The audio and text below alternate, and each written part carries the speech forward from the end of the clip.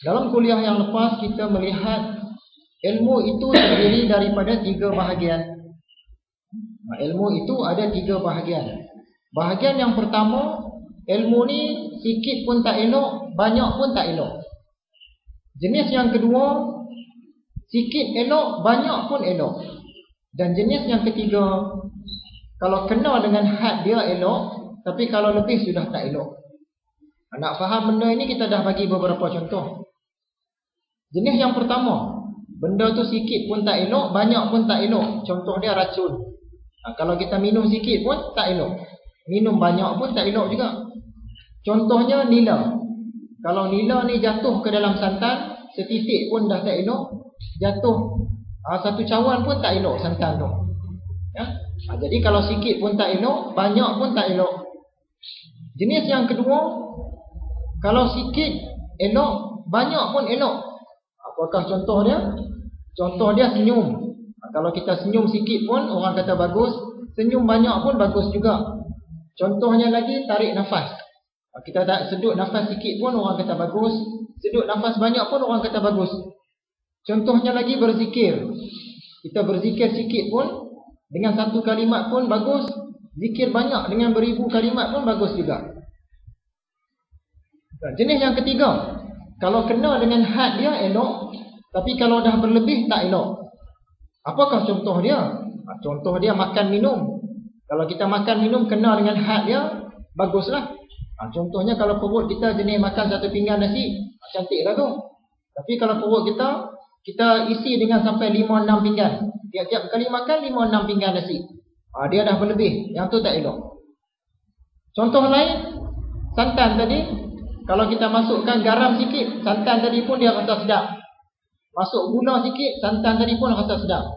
Tapi kalau kita dah bubuh begitu banyak garam, begitu banyak gula, santan tadi pun dah rasa tak sedap dah. Dia kalau lebih had dia maka tak elok dah. Itu contoh untuk kita faham 3 bahagian ilmu.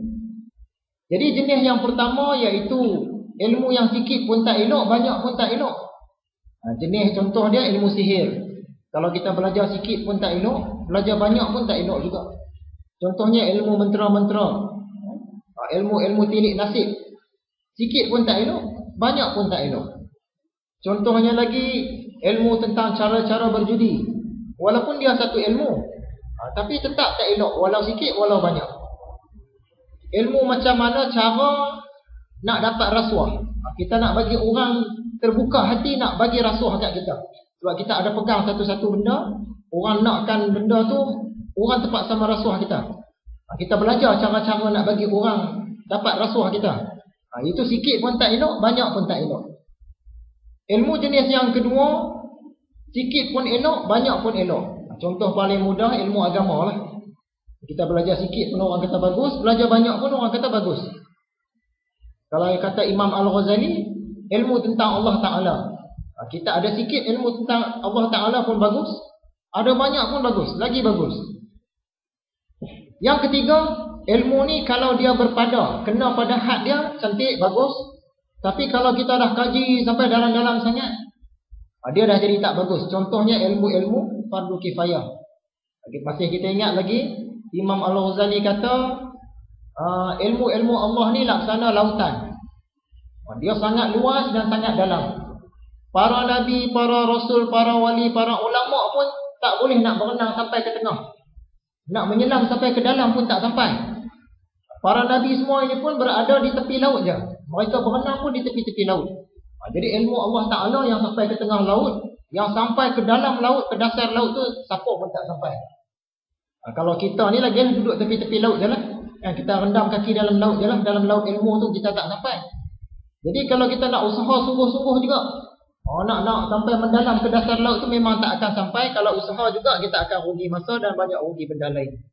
Ilmu tentang Allah Ta'ala ni, dia luas melaut. Kita kaji setakat yang ulama-ulama bagi garis panduan saja. Nak kaji lebih-lebih tu memang tak akan sampai, rugi. Jadi Imam Al-Ghazali ni tuan-tuan, dia mementingkan keseimbangan dalam beragama. Dia juga mementingkan penjimatan. Tak mau membazir. Masa pun tak mau membazir. Walaupun kita belajar ilmu. Sebab ilmu-ilmu ni banyak.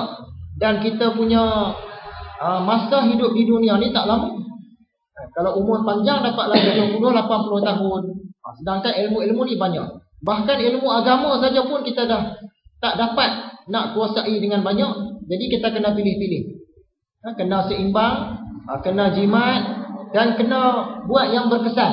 Ini cara Imam Al-Ghazali yang selaras dengan dakwah tajdid yang segar, yang sebenar. Kena dalam beragama ni kena seimbang, kemudian kena berjimat dan kena berkesan. Ini cara Imam Al-Ghazali. Kata Imam Ghazali, adapun ilmu yang terpuji, yang setinggi-tingginya ialah ilmu tentang Allah Ta'ala. Itu ilmu yang paling tinggi. Tapi ilmu yang paling tinggi ni pun kita tak boleh nak capai jauh. Para ulama, para wali, para rasul pun berenang di tepi-tepi laut ilmu itu saja. Jangan kita pula nak kaji sungguh-sungguh sampai nak mengenal Tuhan sedalam-dalamnya, dia tak akan sampai. Seterusnya, yang kita belajar dalam kuliah yang lepas, yang menolong kita kepada akhirat ni ada 5 perkara. Yang pertama, mujahadah. Mujahadah maksud dia bersungguh-sungguh. Dalam agama ni bersungguh-sungguh. Baik dalam beramal, baik dalam mencari ilmu. Bersungguh-sungguh. Yang kedua, riyadhah. Riyadhah maksud dia latihan. Kena berlatih sungguh-sungguh buat amal-amal tu. Yang ketiga, kena bersih hati. Sekiranya hati tak bersih, maka tak dapatlah jalan ke akhirat tadi tu. Kita ambil contoh hari tu akuarium. Ni contoh yang mudah lah dan kita pun senang nak ingat. Akuarium kita ni kotor, penuh dengan lumut-lumut, air pun dah jadi hijau, kita tak boleh nampak ikan di dalam tu dah. Macam hati kita lah, hati kita ni kotor, banyak dosa kan, melalui panca indera mata, melalui telinga, melalui cakap-cakap, melalui makanan, kita semua masuk menuju kepada hati. Jadi hati kita ni dah jadi tak cantik lah. Nak bersihkan akuarium tu tadi, kita kena keluarkan air yang tak elok tu dan masukkan air yang elok.